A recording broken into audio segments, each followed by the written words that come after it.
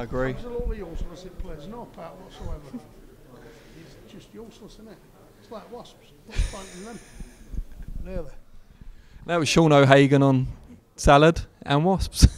Salad and wasps. Yeah, that's all you want to know. Right, Danny Flexen here for Seconds Out with Sean O'Hagan, trainer and father, of course, to Josh Warrington, who's got a big fight coming up on Saturday night. Have you noticed anything different in your son for this camp compared to previous camps? Yeah, I think when fighters win a major title, I think it does something to them, you know. His training now is a lot more intense, it's a lot more focused and switched on. They just grow in confidence, don't they? You know, you win a major title like that, and it just makes them grow. You know, so I mean, I've seen it in training. He's just training like absolute demon, you know. And as you can see, he's looking very, very fit. He looks healthy, and with no issues whatsoever this time. How much do you think about, you might not think about it at all, but how much do you think about the battle of wits with the other trainer when Josh goes into these big fights? Is that something that comes into your head? No, not really. I mean, I'm confident in what I do. I look at Carl there, and I go over his fights previously. And to be honest with you, I prepare for Carl. You know, people, you can see it how you want, but it's not a chess match with me and Jamie. It's getting my lads to perform against Carl, that's it. So, I mean, there's enough of a challenge there without me kind of trying to pit my weight. It's not about pitting your weights, it's about, I don't know, it's about getting your lad ready for the man in front of him, innit? It's an interesting kind of difference in your backgrounds, though. Obviously, you haven't been a fighter, but you've been with Josh throughout his career, whereas Jamie was a fighter at quite a high level, but has only been with Frampton for a few fights. So there's kind of those differences there make it quite intriguing, maybe, for the audience. Listen, I've had a few fights, believe me. They might not have all been in a boxing ring, but I've had a few fights. I see what you mean, though, yeah. I think, what, did he get to European level, did he? Something like that, yeah. Yeah, well, listen, it is interesting, but again, I don't think it's about what you've done in the past, because that would indicate that anyone who's been a world champion would train a world champion.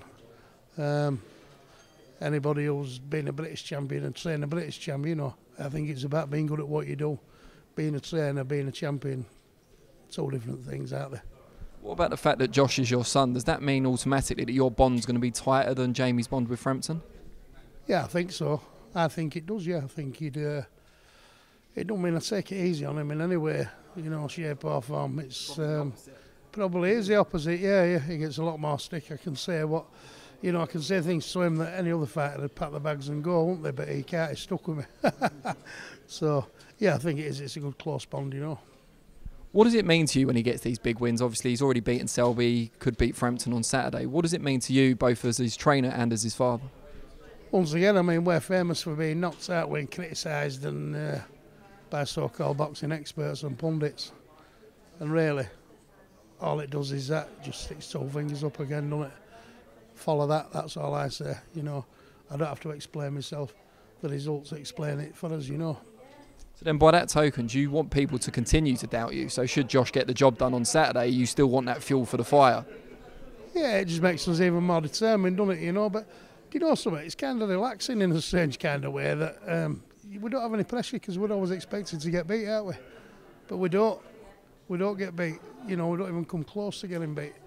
Our worst performance was against Kiko Martinez, who, incidentally, Quigg boxed him and Frampton boxed him twice, didn't he?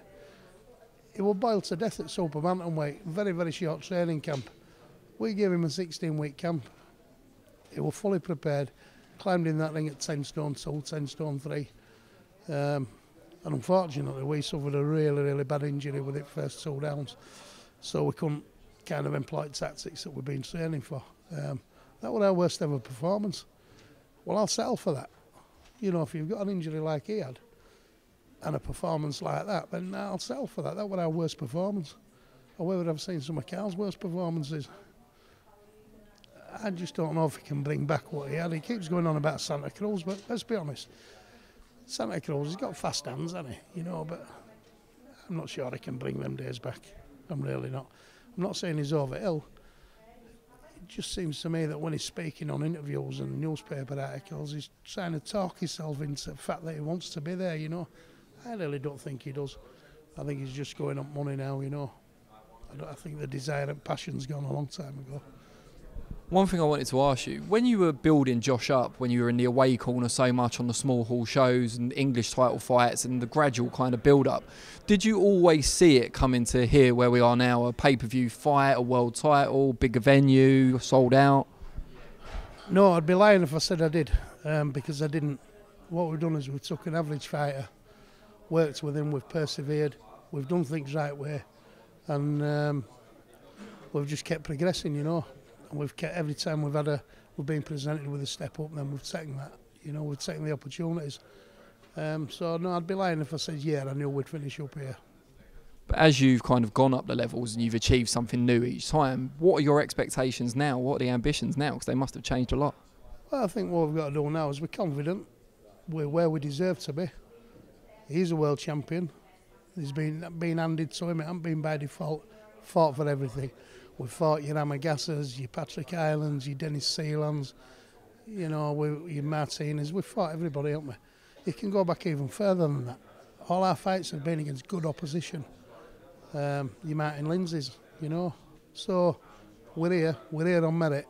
We are the current world champion, and it's Carl who's the challenger.